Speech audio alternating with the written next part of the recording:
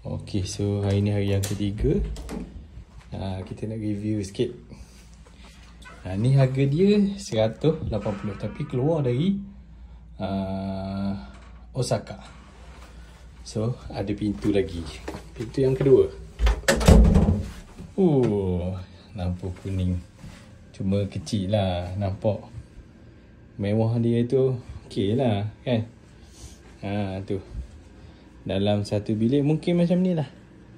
Dalam satu bilik ada TV, ada microwave, ada peti, sinki. Terus ada sinki sini. Tu ada sinki. Sini ada toilet. Toilet. Lepas tu tempat mandi. Okey, kita tengok. Tu dia tempat mandi. Boleh mandi berendam lama sikit. Okey, ni So, paloi lah.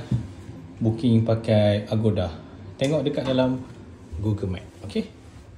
Tuala, dia provide kat tuala kecil lah. Macam tu je.